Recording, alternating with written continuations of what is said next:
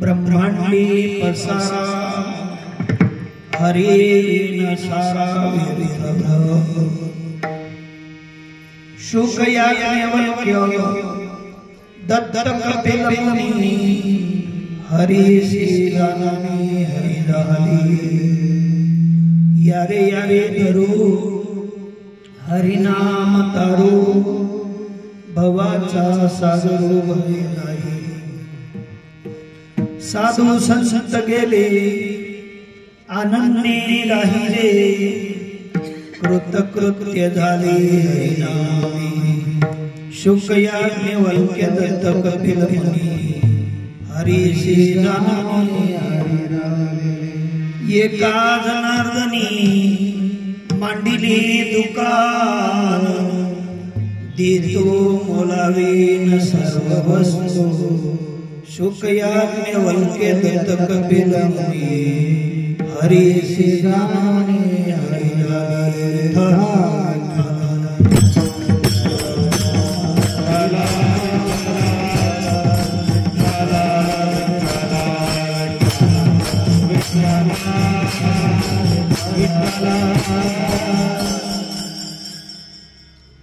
पिंडी देह स्थिति ब्रह्मांडी पसारा हरिरे न सारा व्यर्थ भ्रम शुक याज्ञवल्क्य दत्त कपिल मुनी हरि सी जानोनी हरीच झाली पांडुरंगा करो प्रथमान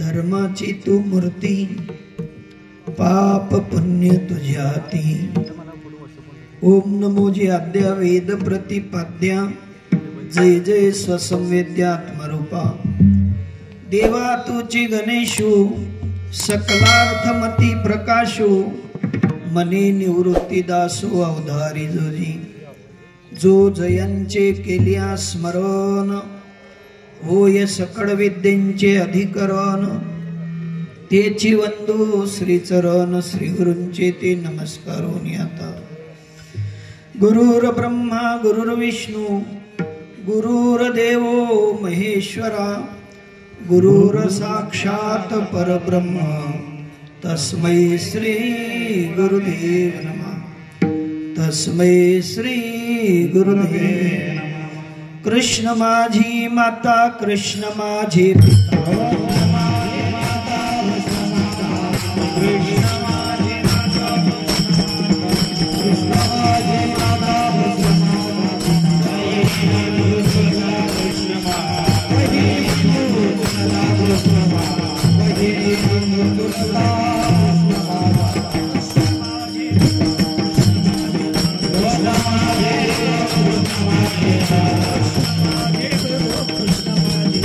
Krishna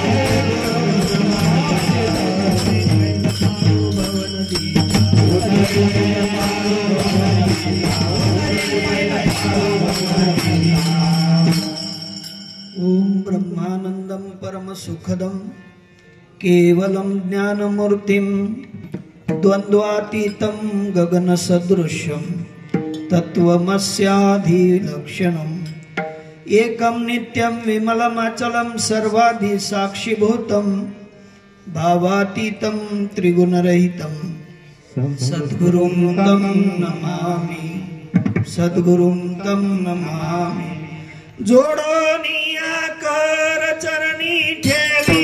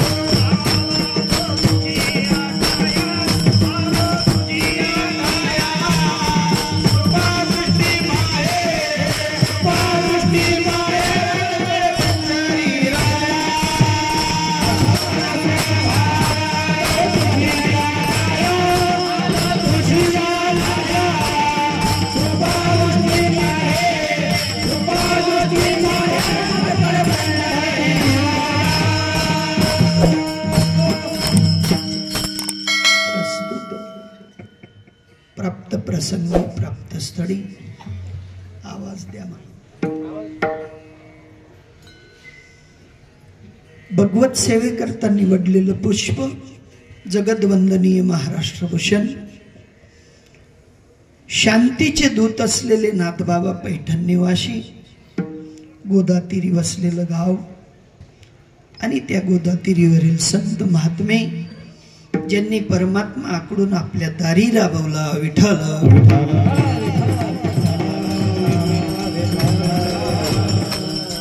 अशा महान साधूंच्या मुखारविंदातनं निघालेली वाणी जीवाला अखंड कोट ब्रह्मांड नायकाचं साक्षात दर्शन करून देणारं पुष्प विठ्ठल विठ्ठल।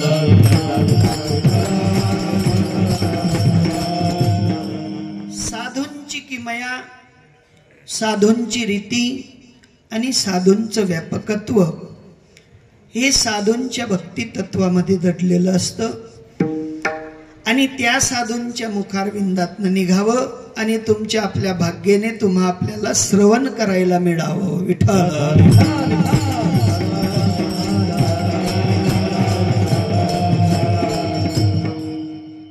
गत 17 वर्षापासून चालत असलेला हा अखंड नामयज्ञ, कधी भागवत, कधी रामायण, कधी शिवकथा, अशा अनंत शास्त्रांचा हा उद्भोग तुमच्या आपल्या दारी आला आणि त्या दारी आलेल्या भक्तिमय असलेल्या ज्ञानगंगेचं आस्वादन आपण 17 वर्षापासून करतो आहात। साधू संतांच्या सभेत, साधू संतांच्या मंडपात तुम्हा आपल्याला बसण्याचं सौभाग्य प्राप्त झालं आणि असे भाग्यवान महात्मे तुम्ही आपण सगळ्यांनी 17 वर्षापासूनची घेतलेली ही पताका आज तागायत खाली ठेवली नाही। खूप भाग्यवान आहात। असाच हा अविरत मार्ग अखोट अशा भावाने कुठेही न थांबता नॉनस्टॉप चालत राहावा अशी परमात्म्यांच्या चरणी प्रार्थना करतो आणि सेवेला सुरुवात करतो विठ्ठल।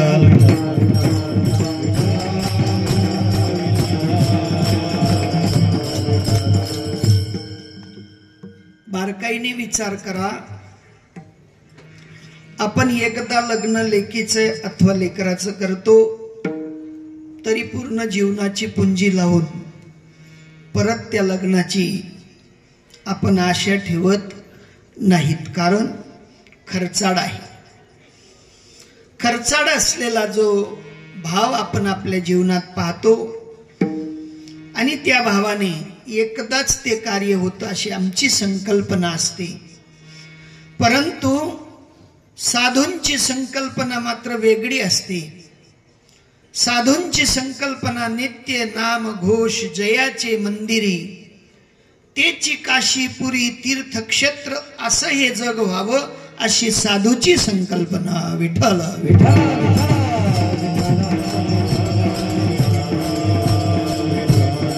आणि अशा साधू संकल्पनेमध्ये बसलेले तुम्ही आपण,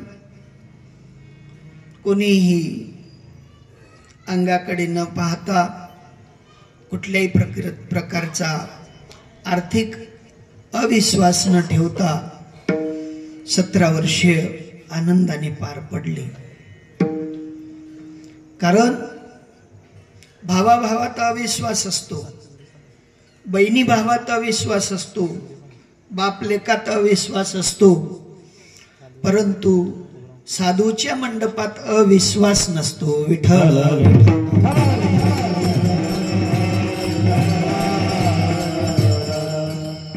सोप्या रीती आहेत साधूंच्या,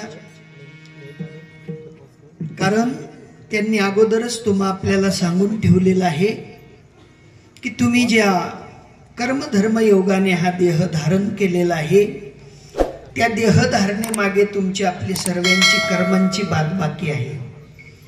आणि त्या कर्मांच्या बादबाकीला जर पाहिलं तर ते परिपूर्णतेकडे नेत नाहीत.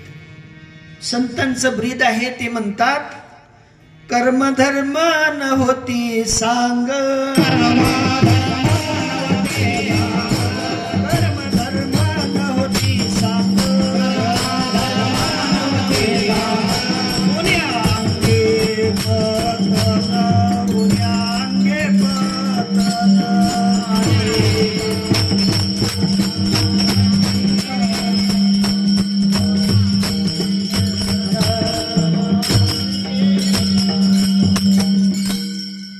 राहत आणि त्या उन्यापुऱ्याने परत मात्र पतन घडत असतं. परंतु संतांचा जो उद्यम आहे, संतांची जी कार्यप्रणाली आहे, त्या कार्यप्रणालीने तुमचं आपलं कर्तव्य कर्म हे बाद व्हावं, कुठेतरी तुमच्या आपल्या कर्तव्य कर्माला दिव्यता प्राप्त व्हावी, तुमचं आपलं कर्म कुठेतरी उच्च कोटीचं व्हावं, तेवढ्यासाठी या धर्म मंडपाची उभारणी केलेली असते. आणि त्या उभारणीमध्ये तुम्ही आपण सगळ्यांनी एक सूत्र साधूचे अंकित होऊन कार्य करायचं आहे.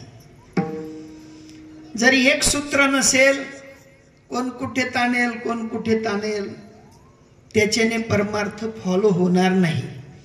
ज्यांच्याकडे मूळही नाही आणि ज्यांच्याकडे शेंडाही नाही, ते दर रविवारी सभा बोलवतात, सभेत जातात, काय हितगुज करतात ते आपल्याला काही विचारायचं नाही. परंतु आमच्याकडे मूळही आहे, ब्रीदही आहे, आमच्याकडे शेंडाही आहे, साधूंची शिखर आहे, आणि साधूंच्या शिखरीत बसण्यासाठी आम्ही सुद्धा एकमतासाठी कुठेतरी एकत्रित यावं. नाही 2 दिवसात, नाही 4 दिवसात, नाही 8 दिवसात, कमीत कमी 15 दिवसात तरी एकत्रीकरण व्हावं. किती दिवसात? एक एकादशी तरी निमित्त बनवावी, आणि निमित्त बनवून आपण सुद्धा धर्माची विचारसरणी एक दुसऱ्यांना आदान प्रदान करावी. जर का विचारसरणीत तुम्ही आपण बसलो तर येणारी जी पिढी आहे ती पिढी दर पिढी आमच्या त्या विचारसरणीत बसल्या वाचून राहणार नाही. पण जर का आम्हीच एक सूत्री नसलो, आम्हाला जर कोणीतरी मूळ मालक नसला, कोणीही मालक बनायला गेलं तर काय घडेल? या जगाचा मालक एक का 2? एक. तसं धर्मसूत्राचा सुद्धा कुठेतरी एक सूत्री कारभार असावा. मनाला पटलं तसं स्वैराचरण करून धर्म वाढणार तर नाहीच, पण टिकणारी नाही आणि फॉलोही होणार नाही. विठ्ठल विठ्ठल.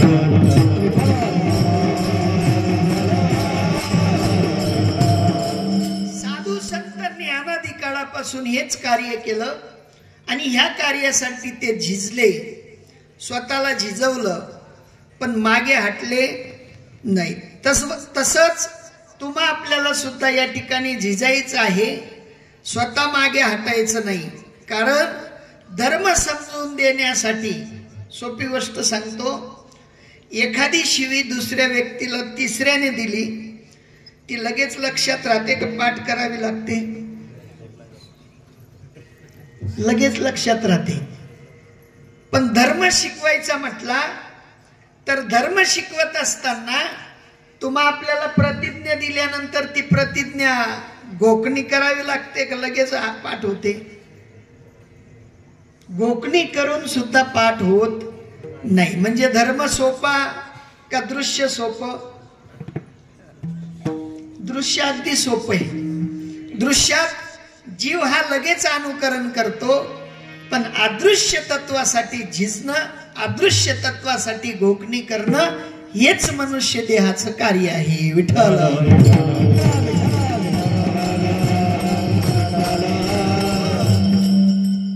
पण याच्या वेगळं जर करू लागलो तर तुम्हा आपल्याला ज्या कार्यप्रणालीत माझ्या परमात्म्यांनी पाठवलं तर परमात्मा खुश होईल.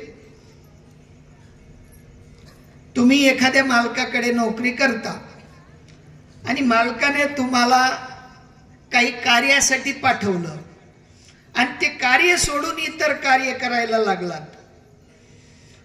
इथून दिल्लीला पाठवलं ऑफिशियल कामासाठी आणि तुम्ही दिल्लीला तुमच्या पोराचं डोनेशन भरून ऍडमिशन करायला 8 दिवस लावले, तिथेच थांबले. परिणाम रजा भेटेल का डिवाइस भेटेल कंपनीतनं? हा, तद्वत या ठिकाणी सुद्धा तुमचं आपलं जे येणं आहे, संत महात्मे म्हणतात, देवे दिला देह भजना गोमटा तोया झाला पाटा बारीके.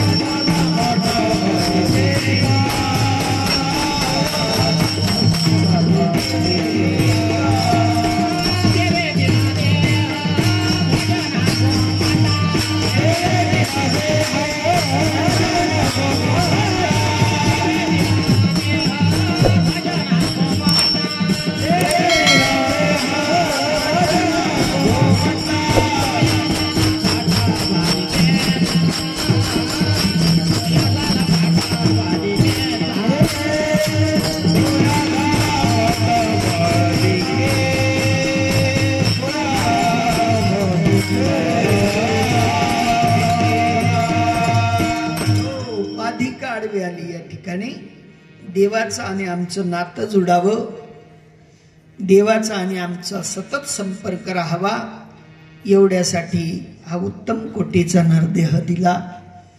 पण त्या उत्तम कोटीच्या नरदेहातनं आम्ही संसार केला, प्रपंच केला, दृश्यात भरकटलो, दृश्य अंगाला चिटकवून घेतलं, पण माझ्या संचालन करणाऱ्या परमात्म्याला आम्ही ओळखलं नाही. ओळखून अनोळखी झालो. एखादा व्यक्ती रोज भेटतो आणि तो रोज भेटणारा व्यक्ती तुमच्या आपल्या शेजारी बसल्यानंतर त्याला चहा पाजावा लागतो, रोजचा नियम. आणि त्या रोजच्या नियमाने चहा पित असणारा व्यक्ती जर का ज्या दिवशी तुमच्या खिशात कवडी नसताना भेटला तर परिणाम स्वरूप काय होईल? तुम्ही डोक्याला हात लावता का सोडता? रोजची उपाधी आहे, पण आज तर लय मोठी उपाधी नाही का? परोपकार करत असताना सुद्धा कुठेतरी आठ पडते आणि आठ पडल्यानंतर माणूस डोक्याला हात लावतो. एका सामान्य परोपकाराच्या भावनेत आठ पडली तर देवाच्या आणि तुमच्या भावात जर आठ पडली तर काय होईल? परिणाम स्वरूप दुःख पदरी येईल. आणि ते दुःख आपल्या पदरी येऊ नये म्हणून भगवान परमात्म्यांनी हात दिलेत, कान दिले, डोळे दिले, दिले हात पाय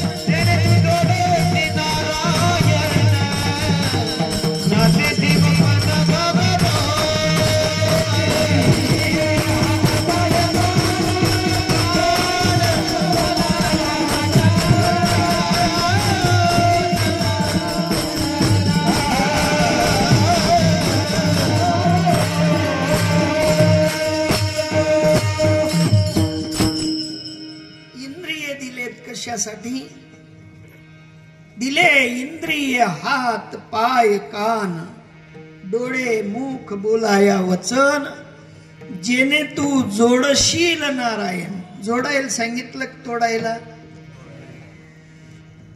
आता मी विचारतो, हा मंडप बांधला, हा मंडप सांध्या सांध्याने जोडला का बिना सांध्यांनी? सांध्या सांध्याने. पण एक सांधा तोडला मधला तर हा तुटेल ना. तसं आम्ही एक सांधा तोडून जीवन जगतोय. देवाशी नातं जोडून जीवन जगत नाहीत. आमच्या सारखी धेंड सुद्धा नातं तोडून जीवन जगतात. त्याचं काय? विठ्ठल विठ्ठल.